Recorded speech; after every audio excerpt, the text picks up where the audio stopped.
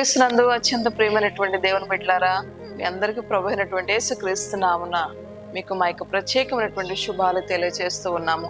బిడ్డలారా, ఎలా ఉన్నారు? అందరు బాగున్నారా? అందరు బాగుండాలి, అందులో నేను ఉండాలి అనే సామెత ఉంది కదా. అందరూ క్షేమంగా ఉండాలని, ఆరోగ్యంగా ఉండాలని, ఆత్మీయంగా బలపరచబడాలని, ఆర్థికంగా మెరుగుపరచబడాలని మీ కొరకు మేము ప్రార్థిస్తూ ఉన్నాము. ఈ యూట్యూబ్ ఛానల్ ద్వారా ఎవరైతే మరి మాటలు వింటున్నారో మీ అందరి కొరకు మేము ప్రార్థిస్తూ ఉన్నాము. దేవుడు కాపుదల మీకు తోడుగా ఉంటుందండి. దేవుని యొక్క మాటలు వినండి, దేవుడు తప్పక మిమ్మల్ని ఆశీర్వదిస్తాడు.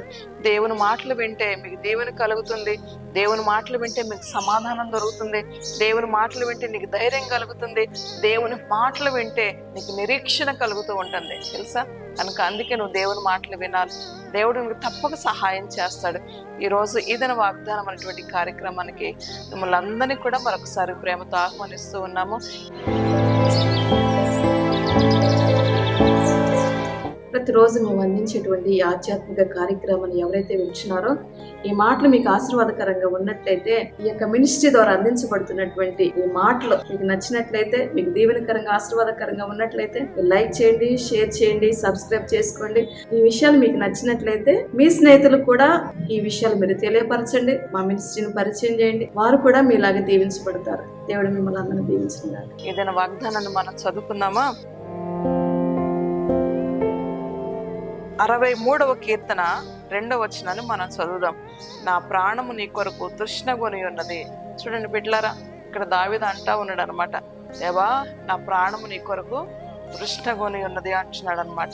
తృష్ణ అంటే దాహము, ఒక ఆశ. దావీదు అంటున్నాడు, దేవా నీ కొరకు నా ప్రాణము ఎంతగానో తృష్ణ కొనుచున్నది అంటున్నాడు అనమాట. అంటే దేవుని మీద ఆశ, దేవుని మీద తృష్ణ, దేవుని మీద దాహం కలుగుతూ ఉన్నదనమాట. ఆయన దేవుని మీద ప్రేమ కలుగుతూ ఉన్నదనమాట. ఈరోజు దేవుని కొరకు వారి ప్రాణము తృష్ణగొనేవారు చాలా తక్కువ అండి. దేవుని ప్రేమించాలంటే ఇష్టపడరు, దేవుని మందిరానికి వెళ్ళాలంటే ఇష్టపడరు, దేవునితో సహవాసం చేయాలంటే ఇష్టపడరు, దేవునితో ఒక అన్యోన్యమైనటువంటి సహవాసం సంబంధం కలిగి ఉండాలంటే ఇష్టపడరు అనమాట. లోక వార్తలు చెప్పుకోవటానికి, ఈ లోకంలో ఉన్నటువంటి ఫ్రెండ్స్తో తిరగటానికి, ముసలమ్మ ముచ్చట్లు పెట్టుకోవడానికి, వారింటికి వెళ్ళటానికి, ఈరింటికి వెళ్ళటానికి, షాపింగ్స్కి వెళ్ళటానికి, అటు వెళ్ళటానికి, ఇటు వెళ్ళటానికి, ఎక్కడెక్కడికో పరుగులెత్తుతూ ఉంటారు.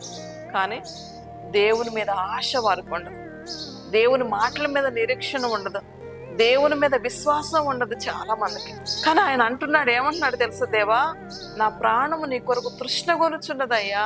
ఈ రోజు ఇలాంటి మనసు కలిగిన వారిని ఆయన వెతుకుచూ ఉన్నాడు, తెలుసా? దేవుని ఉద్దేశాల కొరకు ఆరాటపడేవారు, దేవుని తలంపులు నా ఎడల జరగాలి, దేవుని ఆశ ఏదైతే ఉందో అది నేను నెరవేర్చాలి, దేవుని పనులు నేను చేయాలి, దేవుని కొరకు బ్రతకాలి, దేవుని కొరకు నిలబడాలి, దేవునిలోనే నా జీవితము కొనసాగబడాలి, నా కుటుంబం దేవునిలోనే ఉండాలి అనేవారు చాలా అద్దుగా కనిపిస్తారు. కానీ దేవుని బిడ్డలారా, ఈ రోజు నువ్వు దేవునిలో నువ్వు ఉంటే, దేవుని మాటలు నువ్వు వింటే, దేవుని కొరకు నువ్వు తృష్ణ పడితే దేవుడు నిన్ను బహుగా దీవిస్తాడు, తెలుసా? ఈ లోకం కొరకు నువ్వు ఎంత ఆశపడినా, ఈ లోకంలో ఉన్నటువంటి మనుషుల కొరకు నువ్వు ఎంత ఆశపడినా సరే మనకు మిగిలేది ఏమీ ఉండదు. చివరికి మిగిలేది ఏమీ ఉండదు, దుఃఖం తప్ప ఏది ఉండదండి. దేవుని కొరకు నువ్వు ఆశపడి, దేవుని పనుల కొరకు నువ్వు ఆశపడి అలాగ నువ్వు చేస్తూ ఉన్నప్పుడు నీకు నిత్య జీవం కలుగుతూ ఉంది, తెలుసా? దేవుని పనుల కొరకు నువ్వు ఆరాటపడినప్పుడు, దేవుని సేవ కొరకు ఆరాటపడినప్పుడు, దేవుని మందిరంలో పరిచర్య కొరకు నువ్వు ఆరాటపడినప్పుడు, దేవుని కొరకు నీ ప్రాణము తృష్ణ పడుతూ ఉన్నప్పుడు, ఆశపడుతూ ఉన్నప్పుడు ఆయన నిన్నేం చేస్తాడో తెలుసా? దీవిస్తాడు, ఆశీర్వదిస్తాడు. దావీదు చిన్న వయసు నుంచి కూడా అడవిలో ఉంటూ గొర్రెలు కాస్తూ తన హృదయం అంతా కూడా ఎప్పుడు దేవుని మీద ఆనుకోవటాన్ని బట్టి, ఎప్పుడు దేవుని స్తుతించేవాడుగా, దేవుని ఆరాధించేవాడుగా, దేవుని గణపరిచేవాడుగా, దేవుని మహిమపరిచే వ్యక్తిగా ఉన్నాడు. కనుక దావీదుని దేవుడు బహుగా దీవిస్తూ వచ్చాడు. తన సహోదరులందరికంటే ఎక్కువగా దావీదుని దీవించాడు. ఇశ్రాయేలు ప్రజలందరికీ కూడా ఒక రాజుగా దేవుడు చేశాడు. 40 సంవత్సరాలు ఇశ్రాయేలు ప్రజలను పరిపాలన చేశాడు, సింహాసనాన్ని అధిష్ఠింప చేశాడు. ఎందుకో తెలుసా? ఎప్పుడూ కూడా దేవుని మీదే ఆశ, దేవుని మాటల మీదే ఆశ, దేవుని పనుల మీదే ఆశ, దేవుని తలంపుల మీదే ఆశ, దేవుని ఉద్దేశాలు ఏదైతే ఉన్నదో దేవుని మనసుతో ఆయన మనసు ఏకమైపోయింది. దేవుని యొక్క హృదయంతో ఆయన యొక్క హృదయం కూడా ఏకమైందనమాట. అందుకే దావీదు ఎప్పుడు చూడు, దేవా నీ కొరకు నా ప్రాణము తృష్ణ కొలుచున్నది అంటున్నాడు అనమాట. లోకం కొరకు పరుగులెత్తేవారు, రాజకీయ నాయకుల కొరకు పరుగులెత్తేవారు, వారి కొరకు వీరి కొరకు పరుగులెత్తేవారు. ఆరాటాలు పోరాటాలు జీవితం ఉంటుంది తప్ప దేవుని పనుల మీద శ్రద్ధ లేదు, దేవుని మాటల మీద శ్రద్ధ లేదు, దేవుని మందిరం మీద శ్రద్ధ లేదు, దేవుని కార్యాల మీద శ్రద్ధ లేదు. అందుకే వారి జీవితాలలో ఆశీర్వాదం చూడరండి, వారి బ్రతుకులలో ఆశీర్వాదం చూడరు. వారు కేవలం కష్టం వచ్చినప్పుడే దేవుడు కావాలి, బాధ వచ్చినప్పుడే దేవుడు కావాలి, శ్రమ ఎదురవుతున్నప్పుడే దేవుడు కావాలి. వారికి అన్ని సౌఖ్యంగా సవ్యంగా ఉన్నప్పుడు దేవుని మందిరానికి రారు, దేవునికి దూరంగా బ్రతుకుతూ ఉంటారు అనమాట. కానీ దావీదు లేమిలో ఉన్నప్పుడు దేవుణ్ణి వెతికాడు, కష్టంలో ఉన్నప్పుడు దేవుణ్ణి వెతికాడు, ఒంటరిగా ఉన్నప్పుడు దేవుణ్ణి వెతికాడు. అన్ని సందర్భాల్లో, అన్ని సమయాల్లో, అన్ని పరిస్థితులలో కూడా, ఏ పరిస్థితులు ఎలా ఉన్నా సరే ఎప్పుడు ఆయన హృదయం ఎలా ఉండే తెలుసా, ఆయన కొరకు ఆయన ఎప్పుడు కూడా తృష్ణగుని జీవించేవాడు అనమాట. దేవునిలోనే నా బ్రతుకు ఉండాలి, దేవుని కొరకే బ్రతకాలి, దేవునిలోనే జీవించాలని ఒక ఆశ, తృష్ణ ఆయనలో ఉంటూ ఉన్నదండి. ఈరోజు మన జీవితాలు కూడా మనం బ్రతికినంత కాలం దేవుల్లో ఉండాలని ఆశ, దేవుని కొరకు బ్రతకాలని ఆశ, దేవుని పనులు చేయాలని ఆశ, దేవుని కోసం ఏదైనా చెయ్యాలని ఒక భారం, ఒక పట్టుదల, ఒక బాధ్యత కలిగి జీవిస్తే నిన్ను అంచెలంచెలుగా దేవుడు ఆశీర్వదిస్తాడు, నేను అంచెలంచెలుగా దేవుడు దీవిస్తాడు.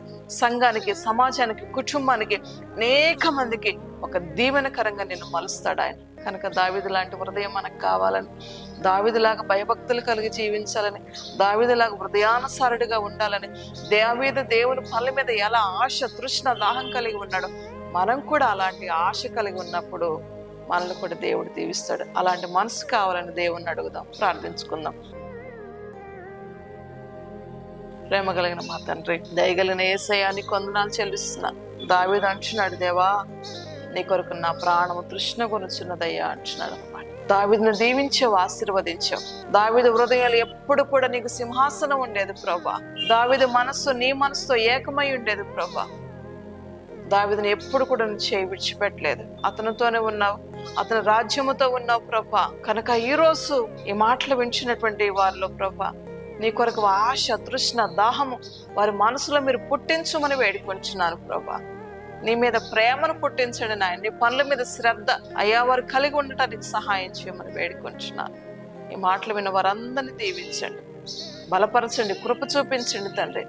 నీ సహాయం అనుగ్రహించి మీ నామనికి మహిమ తెచ్చుకోమని ప్రతి ఒక్కరిని కూడా నీ హస్తాలకు అప్పగిస్తూ మాటలు విన్న ప్రతి వారిని కూడా దీవించమని యేసు నామమును బట్టి అడిగి వేడుకొంచున్నాను తండ్రి, ఆమేన్.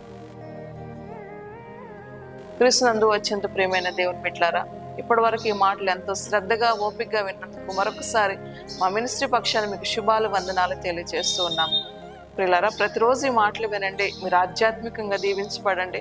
అంత మాత్రమే కాకుండా ఈరోజు మ్యారేజ్ డే, బర్త్డే చేసుకుంటున్నటువంటి మీ అందరికి కూడా శుభాకాంక్షలు తెలియజేస్తూ ఉన్నాం. దేవుడు మిమ్మల్ని అన్ని కోణాల్లో దీవించాలని, ఆరోగ్యపరంగా, ఆత్మీయ పరంగా, కుటుంబ పరంగా అన్ని కోణాలు మిమ్మల్ని దీవించాలని మనసారా కోరుకుంటూ ఈ నా మాటలు ముగిస్తూ ఉన్నాను.